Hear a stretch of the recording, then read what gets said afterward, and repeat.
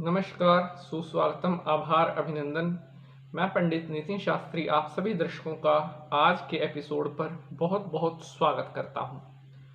प्रिय दर्शकों, आज के एपिसोड में हम चर्चा करने वाले हैं पितृदोष से जुड़ी हुई जानकारी के बारे में। आज मैं आपको बताऊंगा कि किन कारणों से घर में पितृदोष का निर्माण होता है। वे कौन कौन सी ऐसी बातें होती हैं जिनके कारण अक्सर हमें बहुत बड़े पितृदोष से जूझना पड़ता है। अक्सर आप ज्योतिषाचार्यों के पास जाते होंगे, अपने नाम से पंचांग दिखवाते होंगे, अपनी जन्म कुंडली दिखवाते होंगे और अक्सर आपकी जन्म कुंडली में जो एक चीज़ निकल के आती है या अपने घर के नाम से आप पत्रा दिखा रहे हैं तो एक चीज़ निकल कर के आती है कि आपके घर में पितृदोष बन रहा है या आपकी जन्म कुंडली में पितृदोष बन रहा है। वैसे तो यह एक आम और स्वाभाविक समस्या है पितृदोष होने की, लेकिन वो क्या क्या ऐसे कारण रहे होते हैं जिनके लिए घर में पितृदोष का निर्माण होता है, जिनके कारण घर में पितृदोष बनता है। आज मैं आपको कुछ ऐसी ही मुख्य बातें बताने वाला हूं जो आपके घर में पितृदोष को पैदा करती हैं।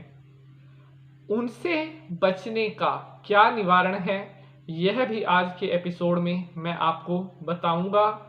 पितृदोष से जुड़ी हुई बहुत ही महत्वपूर्ण जानकारी आज मैं आपके साथ शेयर करने वाला हूं और मुझे उम्मीद है आप इस जानकारी को बेहद पसंद करेंगे। यह जानकारी आपको बहुत अच्छी लगेगी।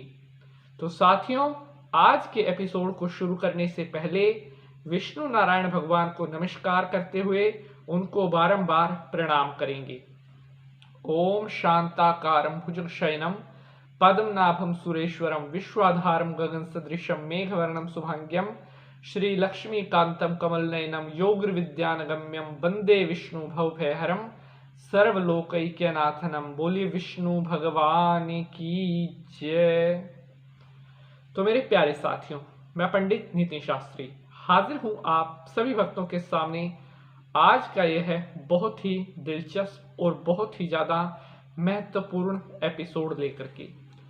आज के समय की जो सबसे बड़ी एक समस्या है जो कि ज़्यादातर हर घर में पाई जाती है, वह है पितृदोष की समस्या। आप कैसे पता करें कि आपके घर में पितृदोष बन रहा है या कौन सी ऐसी बातें हैं जो पितृदोष को पैदा करती हैं, मैं आपको बताऊंगा। लेकिन सबसे पहले अब मैं आपको बताता हूं कि क्या कारण रहे होते हैं जिनके कारण हमारे घर में पितृदोष का निर्माण होता है।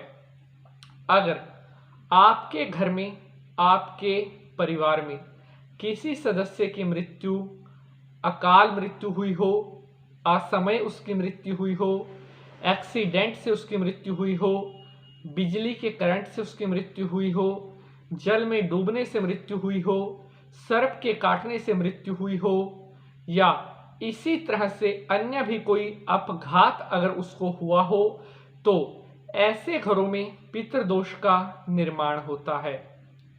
जी हाँ, जो बातें ये मैंने आपको बताई, अगर ऐसी स्थिति में घर के किसी सदस्य की, चाहे उसका विवाह हुआ हो या विवाह ना हुआ हो, उसकी मृत्यु हो जाती है तो कहीं ना कहीं उसकी आत्मा को मुक्ति नहीं मिलती, उसकी आत्मा भटकती रहती है और कहीं ना कहीं हमारे घर में पितृदोष का निर्माण होता है।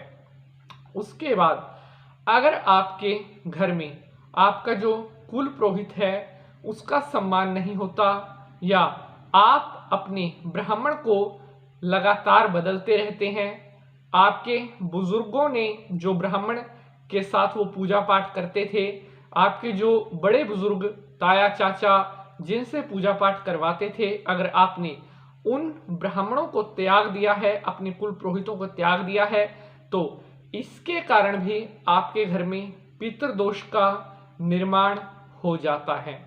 इसके अलावा अगर आप अमावस्या, दीपावली, श्राद्ध इन दिनों में अपने पितरों के लिए कोई यज्ञ नहीं करते, ना ही उनके लिए कोई तर्पण करते हैं, ना ही उनके लिए किसी प्रकार का कोई दान करते हैं, तो ऐसे में भी हमारे पितृ हमसे बहुत ज़्यादा रुष्ट हो जाते हैं और जिसके कारण स्वाभाविक है हमारे घर में पितृदोष का निर्माण होने लगता है।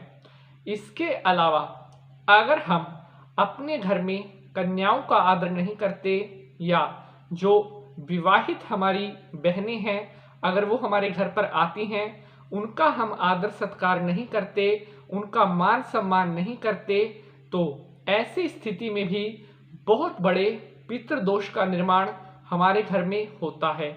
इसलिए बहनों का सम्मान जरूर से जरूर करना चाहिए। इसके अलावा अगर आप विष्णु नारायण भगवान की पूजा नहीं करते, विष्णु सहस्त्रनाम का पाठ नहीं करते या अपने पितरों की जो श्राद्ध के अंतर्गत आपके पितरों की तिथि होती है, श्राद्ध में अपने पितरों के लिए किसी भी तरह का कोई श्राद्ध नहीं करते, कोई पिंडदान नहीं करते या गया जी या जो पवित्र नदियां हैं वहां पर जाकर के आप किसी भी तरह का कोई दान तर्पण अपने पितरों के लिए नहीं करते, तो ऐसी स्थिति में भी बहुत घोर पितृदोष का निर्माण परिवार में हो जाता है। प्रिय साथियों, ये तो मैंने आपको बताए कि किन किन स्थितियों में आपके घर में पितृदोष का निर्माण होता है। अब मैं आपको बताता हूं कि जब आपके घर में पितृदोष होता है तो उसके क्या लक्षण होते हैं, कैसे आप पहचानें कि आपके घर में पितृदोष का निर्माण हो रहा है। इसके बाद मैं आपको पितृदोष से बचने के उपाय, निवारण भी बताऊंगा। एपिसोड को आपने पूरा जरूर देखना है। तो हम बात कर रहे हैं कि कैसे पहचानें हमारे घर में पितृदोष का निर्माण हो रहा है।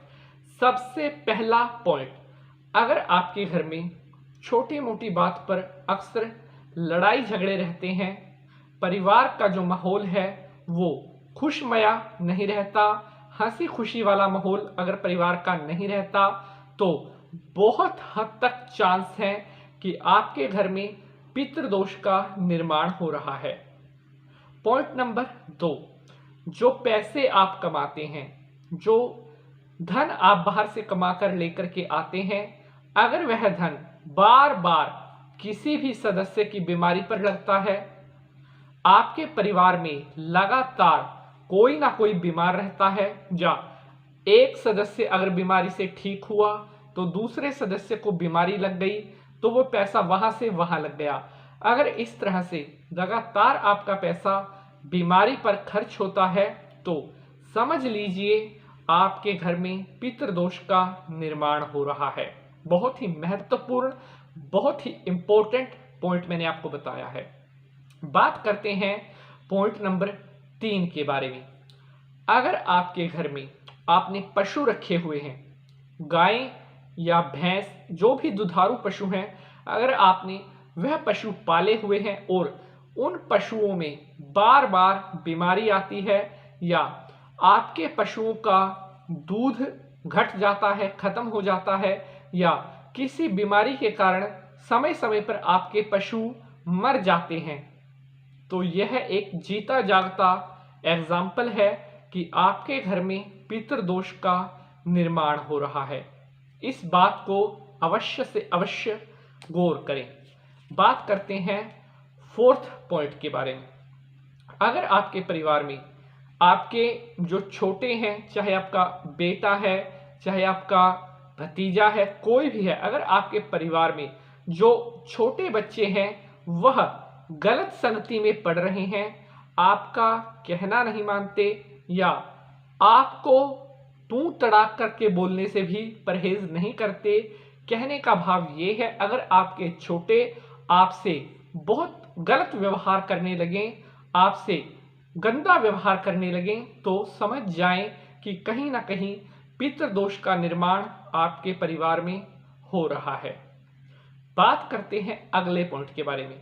अगर आपके परिवार में बात बात पर बाहर से या बाहर के भी लड़ाई झगड़े आपके परिवार को डिस्टर्ब करके रखते हैं, या आपका कोई भी विवाद किसी भी पड़ोसी के साथ हो, कोई सरकारी विवाद हो, अगर लगातार आपके कोर्ट कचहरी के विवाद चल रहे हैं, बार बार आपको बिना बात के किसी भी विवाद में घसीटा जा रहा है, आपको शांति नहीं है, तो इसका भी अर्थ है आपके परिवार में कहीं ना कहीं पितृदोष का निर्माण हो रहा है। तो ये मैंने आपको बताए कि कैसे लक्षण हैं जिनसे आप पहचान सकते हैं कि आपके घर में पितृदोष निर्माण हो रहा है। अब बात करते हैं सबसे महत्वपूर्ण पॉइंट के बारे में कि पितृदोष से बचने के लिए उसके क्या निवारण हैं, क्या उपाय हैं। अगर आपको लगता है कि आपके परिवार में पितृदोष बन रहा है, तो आपने 150 ग्राम काले तिल लेने हैं। उन तिलों को आपने बुधवार के दिन चलते हुए पानी में शाम के समय प्रवाहित कर देने हैं। 150 ग्राम तिल बुधवार के दिन सूर्यास्त के बाद चलते हुए पानी में प्रवाहित कर देने हैं, और यह उपाय आपने लगातार 3 बुधवार करना है। बात करते हैं अगले उपाय के बारे में। अगर आपको ऐसा प्रतीत होता है कि आपके घर में पितृदोष ज़्यादा बन रहा है, जिसके कारण आपको परेशानियां ज़्यादा आ रही हैं, तो आप अपने पितरों की मुक्ति के लिए, उनकी तृप्ति के लिए कम से कम 4 दिन का पितरीय अनुष्ठान जरूर करवाएं। जी हाँ, पितरों की मोक्ष हेतु आप 4 दिवसीय ब्राह्मणों के द्वारा पितृयज्ञ अनुष्ठान जरूर करवाएं। आपके पितरों को जल्द से जल्द मुक्ति की प्राप्ति होगी। बात करते हैं अगले उपाय के बारे में। अगर आपके परिवार में किसी भी तरह का कितना भी पुराना पितृदोष क्यों ना बन रहा हो, अगर आप उससे मुक्ति पाना चाहते हैं, तो आपने एक बर्तन में, किसी परात में या बाल्टी में ताज़ा जल भर लेना है। उसमें थोड़ा गंगा जल, थोड़ा कच्चा दूध, थोड़ा शहद, थोड़े काले तिल, थोड़े जौ, ये सब सामान डाल करके आपने ओम श्वधा नमः, ओम श्वधा नमः, ओम श्वधा नमः ऐसा बोलते हुए तर्पण करना है। अगर आपको अपने पितृ का नाम याद है, तो आप अमुक गोत्राय, अपना गोत्र अमुक नाम ने तस्मै नमः में उसका नाम आएगा। तस्मै श्वधा नमः, श्वधा नमः, श्वधा नमः ऐसा 3 बार बोलते हुए आपने अपने पितृ देवताओं के लिए तर्पण करना है। बड़े से बड़ा, पुराने से पुराना पितृदोष भी आपका शांत हो जाएगा। बात करते हैं अगले उपाय के बारे में। अगर आपको लगता है कि कोई आपका पितृ आपको बहुत ज़्यादा कष्ट दे रहा है, बहुत ज़्यादा तंग कर रहा है, या आपको ऐसा लगता है जिसकी अपमृत्यु हुई हो, दुर्घटना में हुई हो, सर्प के काटने से हुई, जलने से हुई हो, अगर उसकी आत्मा को शांति नहीं मिली है, तो आप उसके लिए नारायण बलि अनुष्ठान जरूर करवाएं। जी हाँ, 4.5 से 5 घंटे की यह पूजा होती है। नारायण बलि की पूजा आप किसी भी पवित्र तीर्थ, जैसे पेहवा हरियाणा में पड़ता है, सरस्वती तीर्थ पर आप करवा सकते हैं। आपके आसपास गंगा, यमुना, गोदावरी, नर्मदा, सिंधु, कावेरी, कोई भी अगर पवित्र नदी है, गंडकी नदी है, वहां पर भी आप नारायण बलि कर्म करवा सकते हैं। पुराने से पुराना प्रेत दोष, पितृदोष भी समाप्त हो जाएगा। तो मैं उम्मीद करता हूं आप सभी को आज का यह एपिसोड बेहद पसंद आएगा। अगर पितृदोष से जुड़ा हुआ कोई भी आपका अन्य प्रश्न है, तो आप कमेंट बॉक्स में लिख भेज सकते हैं। अगर एपिसोड अच्छा लगा है तो इसे लाइक और शेयर जरूर करना है। अगर पहली बार पंडित नीति शास्त्री चैनल पर आए हैं, तो चैनल को सब्सक्राइब जरूर करें। आज के लिए बस इतना ही। मिलते हैं अगले एपिसोड में किसी नए विषय के साथ। तब तक के लिए जय माता की।